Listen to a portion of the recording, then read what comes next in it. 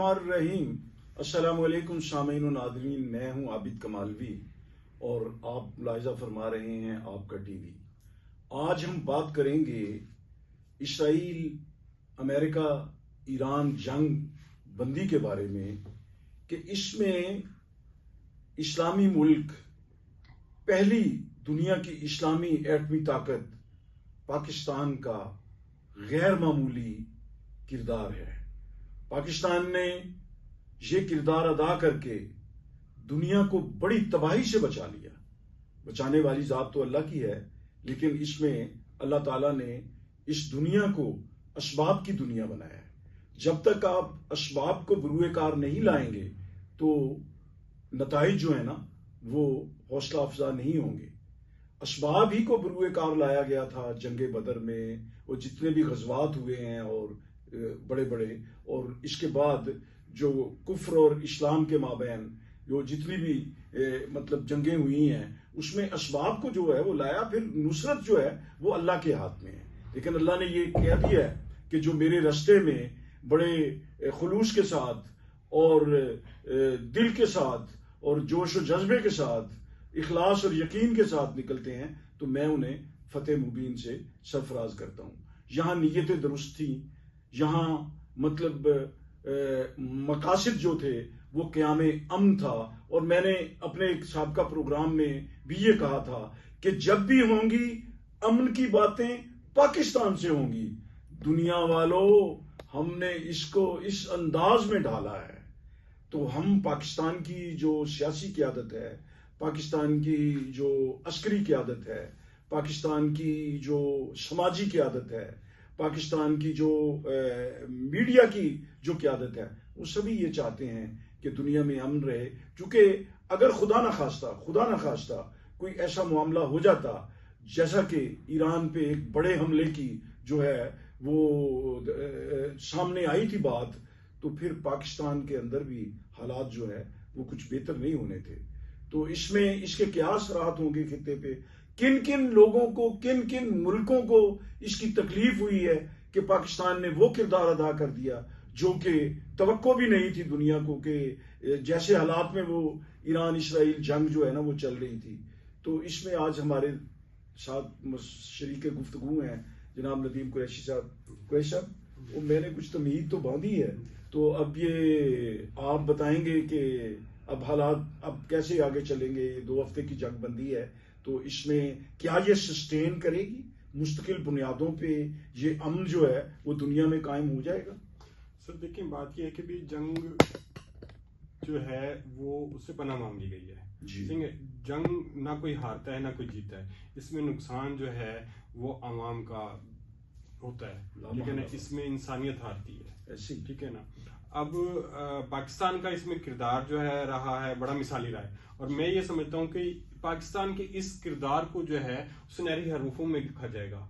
आज इस दौर में जो एटमी ताकतें, सुपर एटमी ताकत अमेरिका, उसके साथ इसराइल और वो हमारे इस्लामी मुल्क ईरान पर जिस तरह उसने चढ़ाई की है, ठीक है ना, और ये 35-36 दिन ये जंग जारी रही है, और उसमें देखें कितना नुकसान हुआ है। फिर उसके लपेट में जो हमारे खलीजी ममालिक आए हैं, ठीक है ना, उसमें कितनी तबाही मचाई है। दुनिया भर की मईशतें जो है, मईशत तबाह हो गई है। जो आपके सामने है कि किस तरह मईशत सबसे ज्यादा असर पड़ा जो इसका पेट्रोल बिल पड़ा, बिल्कुल, ठीक है ना। उससे फिर आपको पता है महंगाई कितनी बढ़ी है।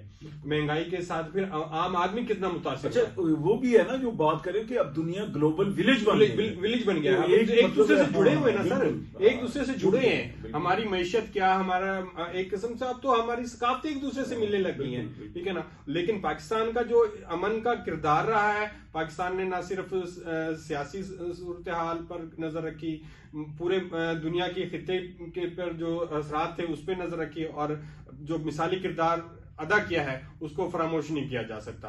और ये देखें ना, आप कह रहे हैं कि भी आखिरी दिनों तक पाकिस्तान ने आखिरी वक्त तक अपनी कोशिश जारी रखी। इससे पहले हम सुन रहे थे इस्लामाबादी कार्ड का 2-3 दिन पहले बड़ा शोर था इसका, लेकिन दोनों फरीक में से जरा भी इस मामला पर नहीं आ रहे थे। लेकिन आखिरी वक्त में जो पाकिस्तान का किरदार, आखिरी वक्त तक जो कह लेकिन पाकिस्तान का जो किरदार रहा वो और आखिर वो कामयाब हो गए, ठीक है ना। कुरैश साहब, मेरे ज़हन में एक नुक्ता आ रहा है और एक पॉइंट आ रहा है, वो बाद में ऐसे ना हो कि ज़हन से निकल जाए। अब पाकिस्तान ने ये गैर मामूली किरदार अदा किया है।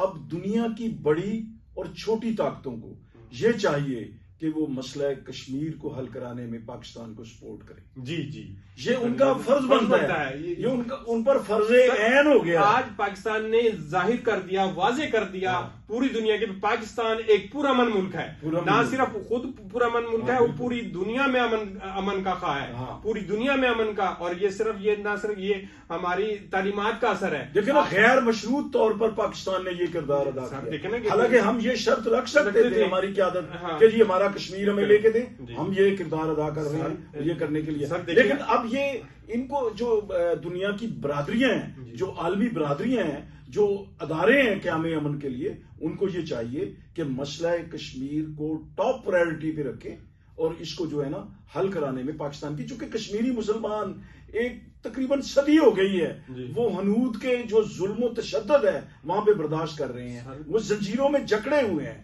अब ये आलमी बरादरी का फर्ज बनता है कि वो कश्मीरियों के लिए जो है ना, वो उनकी जिद्दोजहद को जो है ना, वो उसको पाया तकमील तक पहुंचाने में अपना किरदार अदा। सर, जैसा आपने कहा कि भी ये पाकिस्तान क्योंकि मामला है पाकिस्तान और इंडिया के दरमियान, कश्मीर का मामला, तो इंडिया तो इस पाकिस्तान के इस इकदाम से कतई खुश नहीं, ना सिर्फ इंडिया बल्कि इसराइल भी इस इकदाम से खुश नहीं होगा, क्योंकि इसमें दो फैक्टर आ गए ना सर। एक तो पाकिस्तान और फिर मुसलमान, ठीक है ना। आपको पता है ये दो ममालिक, इसराइल और भारत, इंडिया, जो पाकिस्तान के ना सिर्फ खिलाफ है, उन मुसलमानों के खिलाफ है। इसराइल तो बरबला मतलब इजहार कर चुका है, लेकिन जो है कि भी अब आपको पता है कि भी अमेरिका का जो किरदार रहा है वो इसराइल की तरफ ज्यादा रहा है। और उसने जो मतलब है तजियाकार जो कह रहे हैं, जो मतलब है पूरी आलमी सियासत पे नजर रखते हैं, वो तो कह रहे थे कि भी अमेरिका ने ये जंग जो है इसराइल के कहने पर शुरू की, ठीक है ना। अब वो इसराइल ने तो अमेरिका को फंसा दिया। मुझे बड़ा अच्छा एक वो इस पे ना बिल्कुल मुंतबिक होता है। मुर्तजा बरलास हमारे बहुत अच्छे शायर हैं और वो डिप्टी कमिश्नर खानेवाल रहे, मैंने उनके साथ काम किया, बहुत अच्छा।